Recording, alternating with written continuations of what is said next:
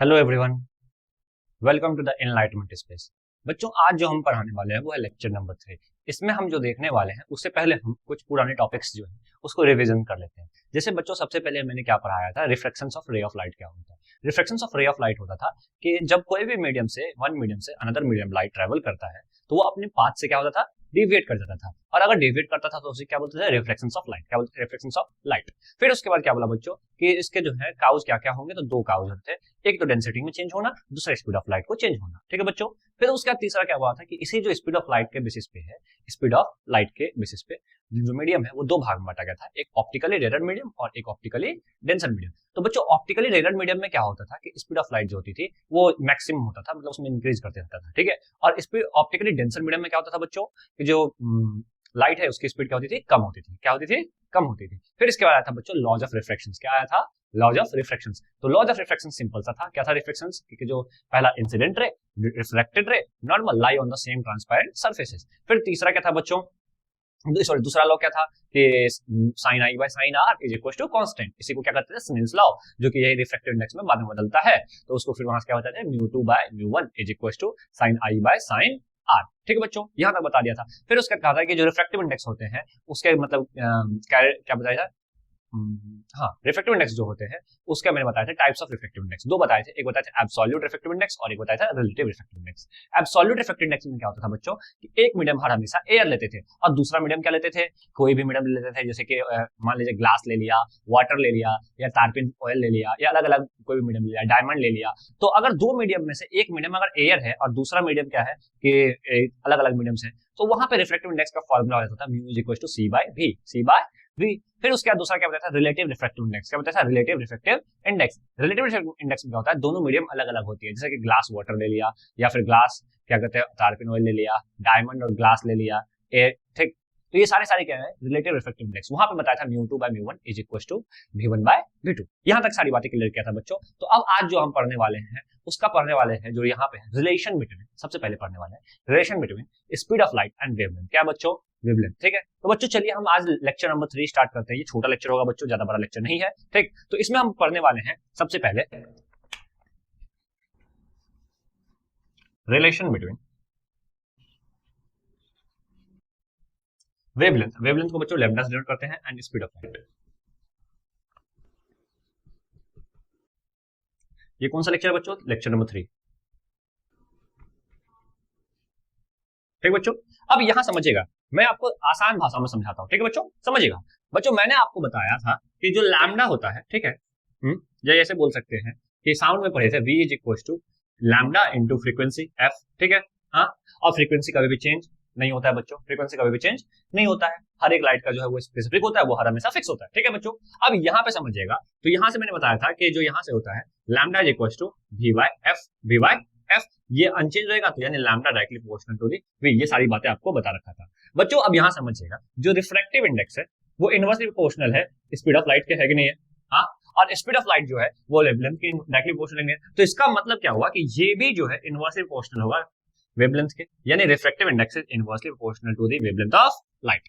कोई दिक्कत है, कोई दिक्कत है बच्चों, नहीं। तो अगर दिक्कत नहीं है तो यहां से अगर हम मैं लिखूंगा mu 2 by mu 1 is equal to क्या लिखूंगा, जैसे कि स्पीड ऑफ लाइट का लिखा v1 बाय v2, और यही हो जाएगा लैम्डा 1 बाय लैम्डा 2। अच्छा बच्चों, फ्रीक्वेंसी का कोई भी चेंज रिफ्लेक्शन में अगर पूछा जाए कि ऐसा कौन सा चीज है जो लाइट का कभी चेंज नहीं होती है, तो बोलेंगे फ्रीक्वेंसी ऑफ लाइट। क्या है बच्चों, फ्रीक्वेंसी ऑफ लाइट। यहां तक सारी बातें आपको क्लियर करके रखा था। ठीक है बच्चों। अब इसके बाद जो हम आज पढ़ने वाले हैं वो क्या है कि हमको फैक्टर्स अफेक्टिंग, क्या है, फैक्टर्स अफेक्टिंग। ठीक है बच्चों।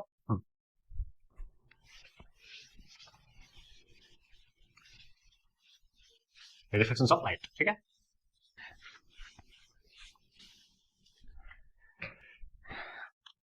तो टॉपिक क्या है बच्चों, फैक्टर्स अफेक्टिंग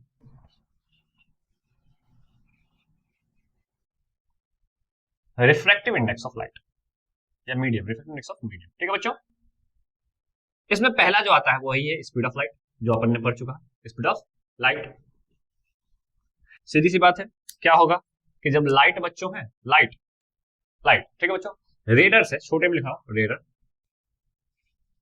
टू डेंसर जाता है, तो स्पीड ऑफ लाइट क्या होगा बच्चों, या इसे डायरेक्टली तो भी क्या हो जाएगा, डिक्रीज। क्या हो जाएगा, रेडर से डेंसर मीडियम में जाएगा तो लाइट क्या हो जाएगा, डिक्रीज कर जाता है। ठीक है, अब दूसरा क्या बताया था कि अगर सर यही उल्टा जाएगा डेंसर से रेडर, तो क्या हो जाएगा, वी इंक्रीज कर जाता है। क्या कर जाता है, इंक्रीज कर जाता है। ठीक, अब इसके जो ट्विस्ट है वो है वेवलेंथ।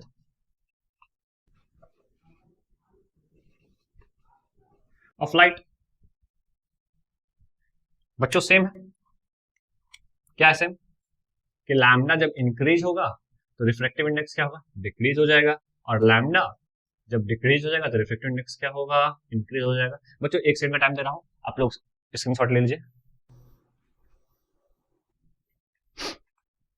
ले लिया? अच्छा, अब चलिए जो तीसरा है बच्चों वो समझिएगा। तीसरा क्या है, वो सबसे इंपॉर्टेंट है कि टेम्परेचर। क्या है बच्चों, टेम्परेचर। कि अगर हम मीडियम का टेम्परेचर बढ़ाते हैं, ठीक है बच्चों, जो थर्ड है टेम्परेचर, ठीक, टेम्परेचर टेम्परेचर का सिंपल बच्चों, अब जैसे जैसे टेम्परेचर बढ़ाएंगे तो जो मॉलिक्यूल्स है वो दूर दूर भागेगा, नहीं भागेगा?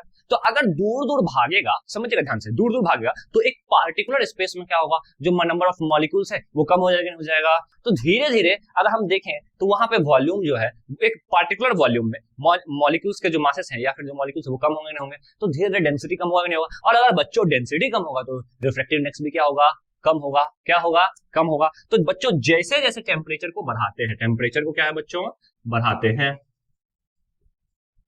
तो रिफ्रैक्टिव इंडेक्स क्या होता है बच्चों, वो भी कम होने लग जाता है। इसका मतलब है कि अगर जैसे हॉटर प्लेस है, ठीक है, तो वहां पे रिफ्रैक्टिव इंडेक्स ऑफ मीडियम क्या होगा, बहुत कम होगा। क्यों बच्चों, क्योंकि वहां पे एयर पार्टिकल जो है वो बहुत कम होता है कि नहीं होता है? हाँ, अब जैसे जैसे टेम्परेचर घटा दिए बच्चों, क्या है,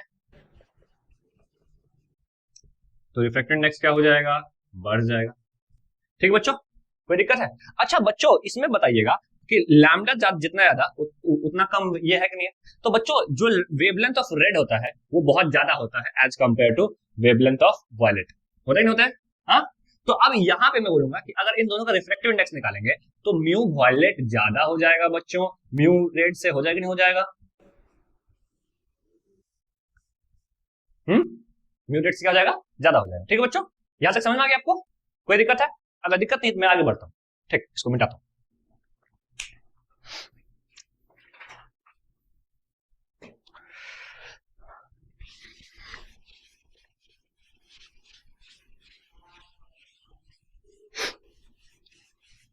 बच्चों इसके बाद जो टॉपिक है वो है principle of reversibility of light. क्या है, principle of reversibility of light. ठीक है,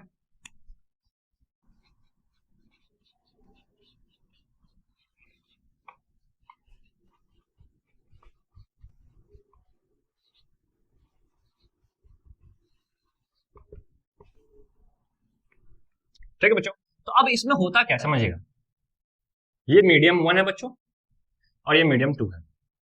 ठीक, पहले लाइट जो आती है वो मीडियम 1 से आ रही थी, ऐसे करके समझिएगा बच्चों। ठीक है, इसमें क्या होता है, लाइट मीडियम 1 से आ रही थी, यहाँ पे ये नॉर्मल है बच्चों, तो ये एंगल आई हो जाएगा।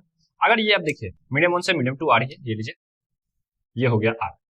ठीक है बच्चों, हाँ, अब होता क्या है कि ये लाइट अगर अपने पाथ पे वापस चले जाए, suppose in case of in any case वापस चले जाए, जैसे कि मैं क्या करता हूँ कि अगर लाइट को वापस जाना है तो यहाँ पे एक प्लेन मिरर लगा देते हैं बच्चों, और अगर प्लेन मिरर लगा दिया यहाँ पे 90 डिग्री पे फॉल्स करवा देते हैं। ठीक है, तो ये अपने पाथ पे क्या हो जाएगा बच्चों, रिट्रेस हो जाएगा। हाँ, समझिएगा ध्यान से, अगर मैं केस फर्स्ट देखूं, केस फर्स्ट, अच्छा इसका रिफ्रैक्टिव इंडेक्स को म्यू 1 मान लीजिए और इसका रिफ्रैक्टिव इंडेक्स को म्यू 2 मान लीजिए। ठीक है बच्चों, हाँ, केस फर्स्ट देखे बच्चों, तो by Snell's law mu 2 by mu 1 is equal to sine i by sine r. कोई दिक्कत है?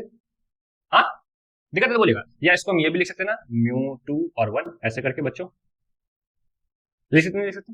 हाँ, अब अगर समझिएगा कि अब क्या हुआ कि लाइट ये वापस जा रही थी, तो ये वाला मीडियम इस केस में म्यू 1 बन जाएगा और ये वाला क्या बन जाएगा, म्यू 2 बन जाएगा, नहीं बन जाएगा?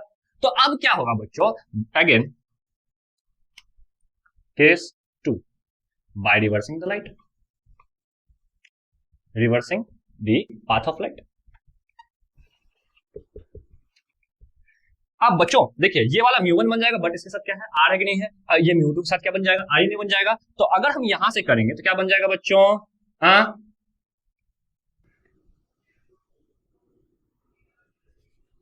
म्यू 2 1 बराबर नहीं ऐसे भी लिख सकते बच्चों, μ1 2 बराबर sine r by sine i, यानी यहां से क्या हो जाएगा μ1 by μ2 is equal to sine r by sine i. लिख दिया नहीं दिया बच्चों? अच्छा इसको फिर यहां से लिख दे μ1 और 2 लिख दिया नहीं दिया? इसको इक्वेशन फर्स्ट मान लीजिए बच्चों, इसको इक्वेशन क्या मान लीजिए सेकंड, क्या मान लीजिएगा सेकंड। कोई दिक्कत है? अगर दिक्कत है तो समझिएगा बच्चों। पहले वाले में क्या हुआ कि μ2 1 अगर याद करेंगे क्या कर रहा था मैं, ये है μ2 1, ठीक है, μ2 1 बराबर μ2 बाय μ2 sin i बाय sin r, इसको इक्वेशन 1 मान लिया। अब रिवर्स कर दिया तो यानी ये वाला μ1 हो जाएगा और ये वाला μ2 हो जाएगा, नहीं हो जाएगा? हाँ, तो यानी अब इसके साथ i लग जाएगा बच्चों और इसके साथ r लग जाएगा, नहीं लग जाएगा, यानी μ1 बाय μ2 अब क्या हो जाएगा उल्टा sin r by sin i। अब हम इक्वेशन कर लेते हैं, क्या कर लेते हैं इक्वेशन मान लेते हैं, ठीक है, समझिएगा बच्चों। यहाँ इतना देर में ले लेता हूँ, ठीक है, समझिएगा, ठीक है, दिख रहा है ना? हाँ, तो अब यहाँ पे क्या है बच्चों, μ2 1 इंटू μ1 2 कर दिया, मतलब मैंने क्या कर दिया दोनों इक्वेशन को मल्टीप्लाई कर दिया, इस इक्वेशन को और इस इक्वेशन को मल्टीप्लाई कर दिया। अब जैसे ही मल्टीप्लाई किया बच्चों देखिएगा समझिएगा, sine i by sine r into sine r by sine i हो गया कि नहीं आया? अच्छा रुकिए बच्चों, इसको थोड़ा सा क्लियर कर देता हूँ, ठीक है, इस फोटो को हटा देता हूँ, समझिएगा।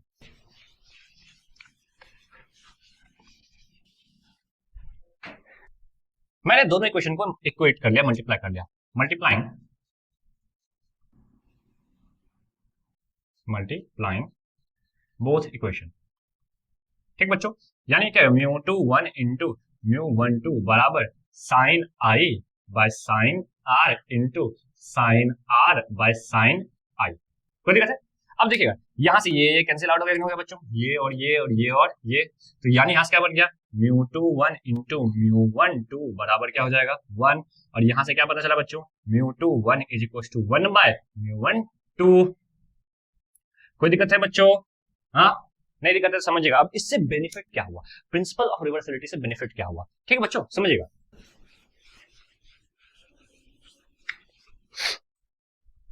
प्रिंसिपल ऑफ रिवर्सिबिलिटी से एक ही बेनिफिट हुआ कि अगर मान लीजिए जैसे कि म्यू ग्लास और एयर हमको पता था 3/2 होता है और म्यू वाटर और एयर पता है 4/3 होता है, तो अगर हम मान लीजिए म्यू ग्लास और वाटर निकालना है, ठीक है, म्यू ग्लास और वाटर निकालना है, म्यू ग्लास और म्यू वाटर निकालना है, तो हम इसको ये लिख सकते हैं ना, mu glass air by mu water air. हाँ, एयर एयर है, रिफ्रैक्टिव इंडेक्स जो होगा दोनों का सेम ही होगा, तो ऊपर हो जाएगा कितना बच्चों 3/2 और नीचे हो जाएगा 4/3। तो अगर इसको कैलकुलेट करेंगे तो बच्चों क्या हो जाएगा 9/8, क्या हो जाएगा 9/8, ठीक बच्चों। अब यहीं से अगर हमको निकालने बोल दिया म्यू वाटर ग्लास, तो इसको सीधी बात है बच्चों 1/म्यू ग्लास वाटर लिख सकते हैं, लिख सकते हैं, लिख सकते हैं ना। अब सीधी बात है, तो अब यहाँ पे बच्चों क्या हो जाएगा 1/9/8 और ये हो जाएगा 8/9। बस यही एक principle of reversibility of light से क्या हुआ बच्चों बेनिफिट हुआ था, ठीक है, कि क्या बेनिफिट हुआ कि रिवर्सिबिलिटी से हमको मीडियम का, उसके जस्ट मीडियम का, मान लीजिए जैसे कि refractive index of glass with respect to water is equal to 9/8 है, तो वही अगर मैं बोलूं refractive index of water with respect to glass तो कितना हो जाएगा 8/9, यानी रिवर्सिबल हो गया है, यानी जो 9/8 था वो क्या हो गया 8/9। इसी को बोलते हैं principle of reversibility of light, ठीक है बच्चों। तो बच्चों आज के लेक्चर में, लेक्चर नंबर 3 में, ये सबसे शॉर्टेस्ट लेक्चर होगा बच्चों, ठीक है। इसमें मैंने क्या एक्सप्लेन किया, इसमें दो ही पॉइंट एक्सप्लेन किया। एक तो एक्सप्लेन किया सीधी सी बात है कि इफेक्ट ऑफ रिफ्रैक्टिव इंडेक्स इन, ठीक है, इन द मीडियम, ठीक है, effect on the refractive index of medium. तो 3 बताया। सबसे पहले क्या बताया कि स्पीड ऑफ लाइट, कौन कौन से ऐसे फैक्टर्स हैं जो रिफ्रैक्टिव इंडेक्स को अफेक्ट करते हैं। तो पहला स्पीड ऑफ लाइट, तो स्पीड ऑफ लाइट को इंक्रीज और डिक्रीज कीजिएगा तो रिफ्रैक्टिव इंडेक्स क्या होगा बच्चों चेंज होगा, कोई दिक्कत है।